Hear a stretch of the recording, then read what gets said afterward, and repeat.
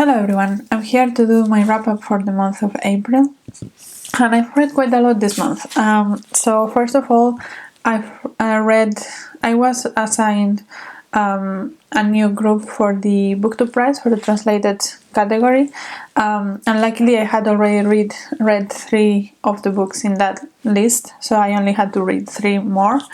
And at the moment speaking, which is a couple of days before April is done, I have read 2 of the books and I'm reading the 3rd one, and I'm more than halfway through, so I might finish that before April is over, which is really cool because then I have a month without BookTube Prize reading.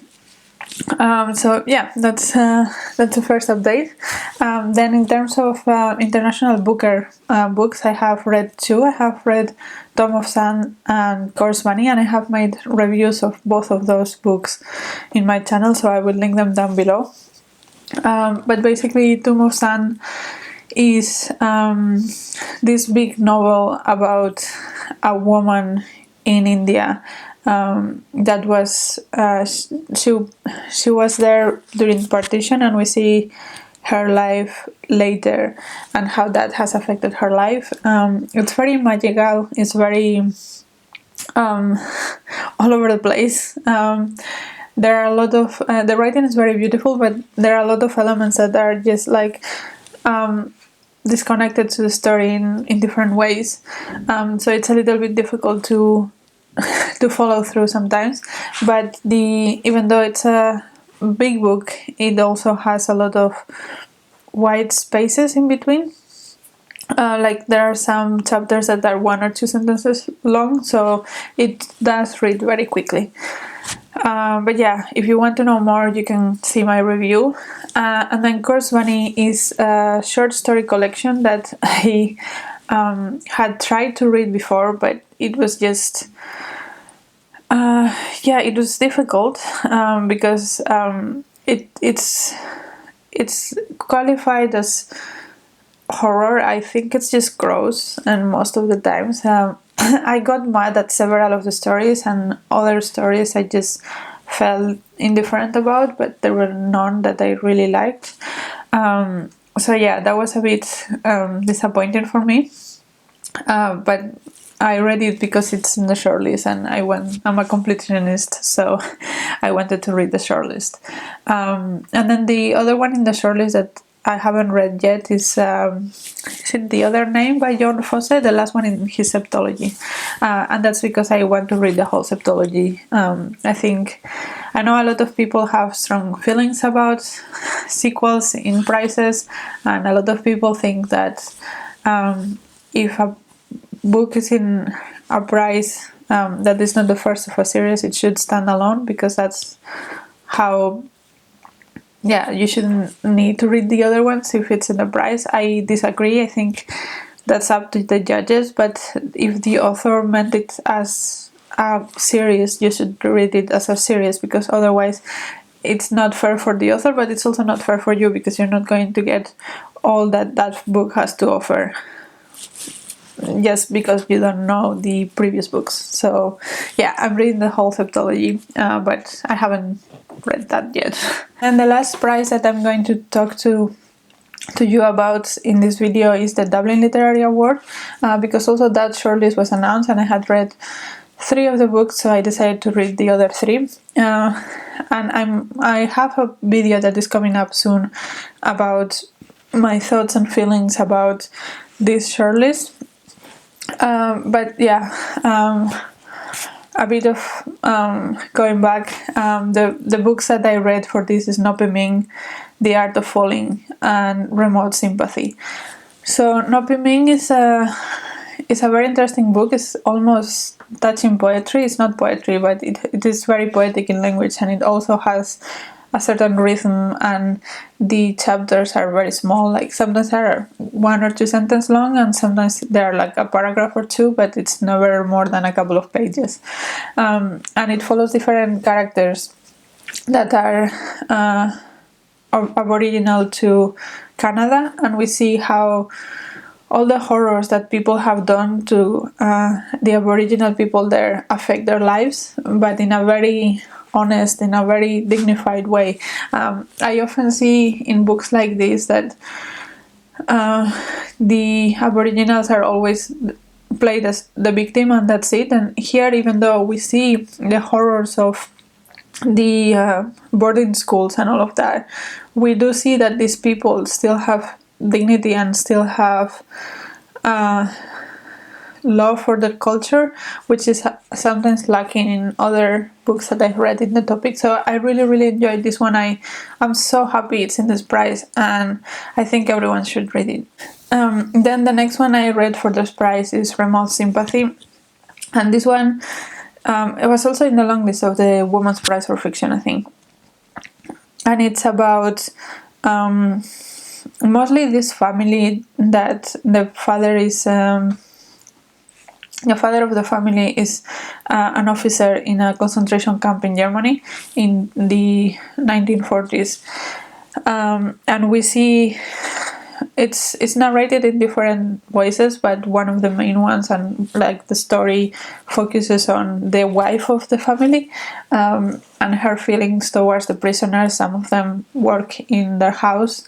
Her feelings towards this remote place they've moved to, the atrocities that are going on, and how she is trying to ignore the fact that these things exist, and also some way into the story she does have a problem that she needs help with from the prisoners, and that dynamics, how that works. And yeah, basically for me it was trying to show how these people got caught up in the Nazi regime and how they were trying to lie to themselves, but I'm not sure it's successful at doing that. And I think that for such a sensitive topic, I'm not sure if it did a good job in avoiding the romanticization of the Nazi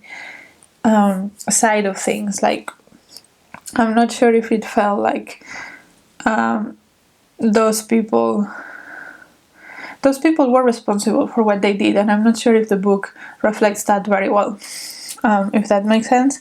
But yeah, so that one is a bit of a mix, because the narration and like the story and stuff, it's well written and you want to know what happens to the characters. I think the characters were fleshed out and all of that, but it's just like the topics that it touches, it's very icky to read about. And then the last one that I read for that prize is The Art of Falling, and this one was a story about, it's basically a family drama about this woman who has a daughter and a husband that has cheated on her, and she works in a gallery, and there is lots of problems with a certain statue that she's going to show in the gallery. So we have all those little elements of such a messed up life, and like we are told how these people are not good people and what they do and how they mess each other's lives. But for me, this was a lot more telling than showing. We are told many times that these people are not nice people, but then when you see them react to each other, they are normal people, I will say. Also, we don't get much of a justification, for example, why she decides to stay with the husband after he cheated on her for a long time. Things like that bother me. And also, I personally don't particularly like books about art. I think they're often, it's difficult to make a book about art that it doesn't sound pretentious to some extent. So yeah, this one was also not one of my favorites. And then moving away from prizes, I read another 3 books. The first one was Our Lady of the Nile, which I actually read mostly last month, but I just finished it off this month. And this one is about a school called Our Lady of the Nile that is in the mountains of Rwanda.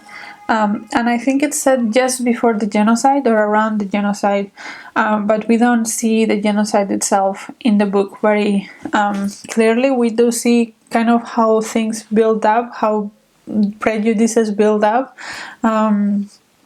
And we see a lot of the different elements that come in. We see how different people react to religion, and the missionaries that run the school, the corruption that goes in there, the normal high school girl drama, but also the bully that some of them go through because of their tribal origin. So if they're Hutus or Tutsis, they are treated different, not only by the girls but also by the staff of the school.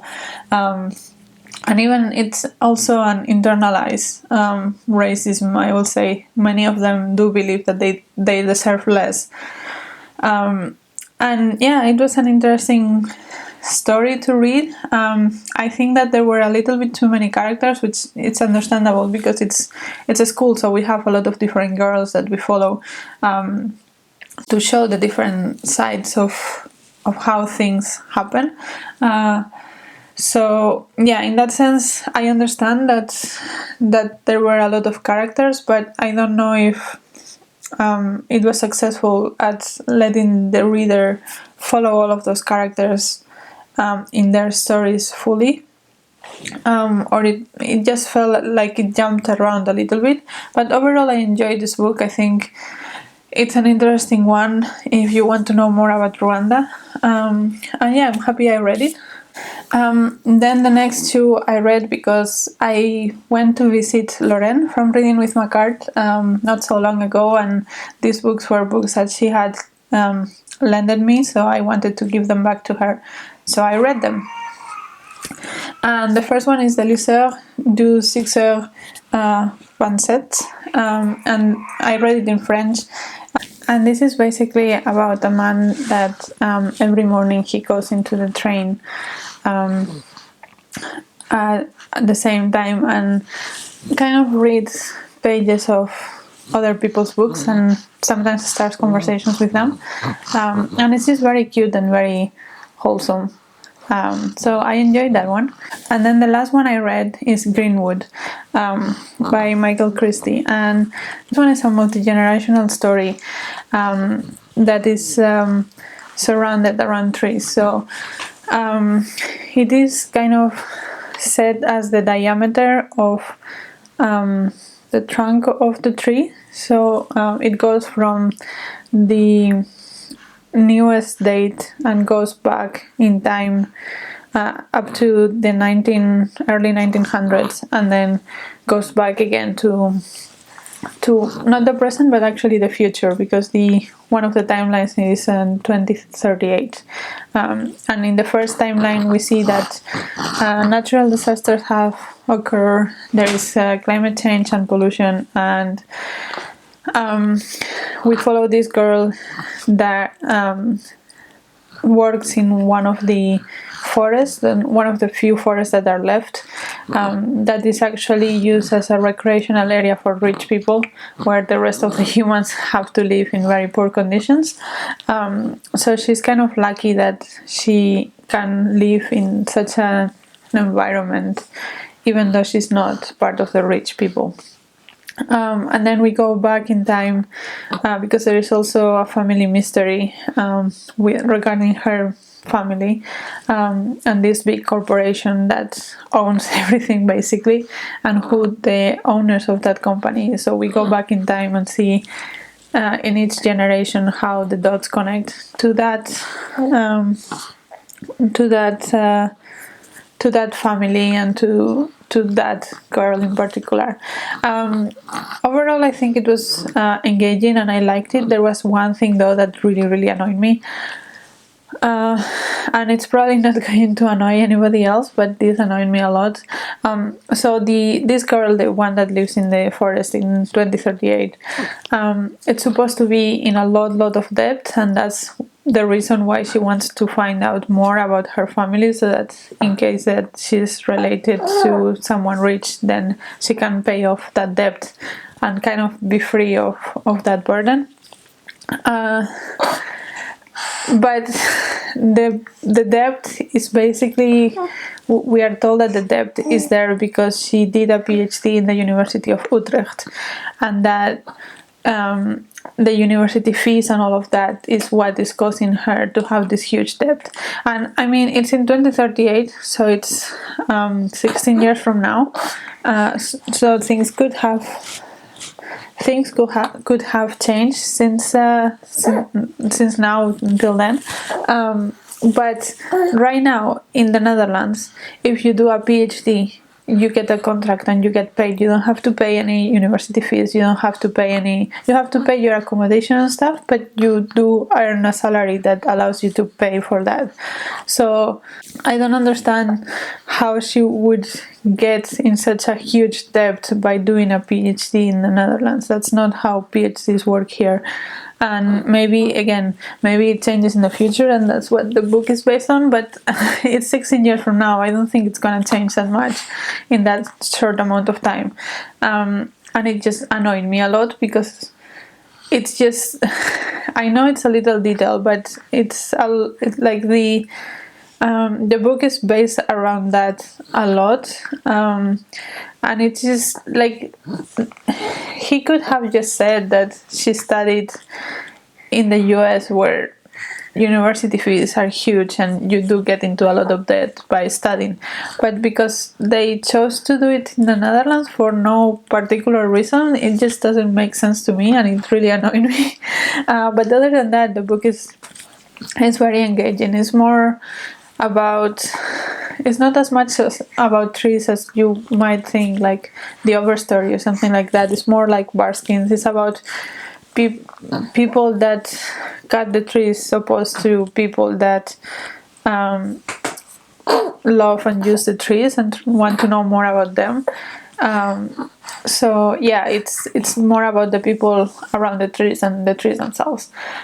But yeah, I thought it was okay, but yeah, as I said, that thing really annoyed me, so just be aware. And yeah, those are all of the books that I read in the month of April. Let me know if you have read any of them or you want to read any of them. And until next video, bye!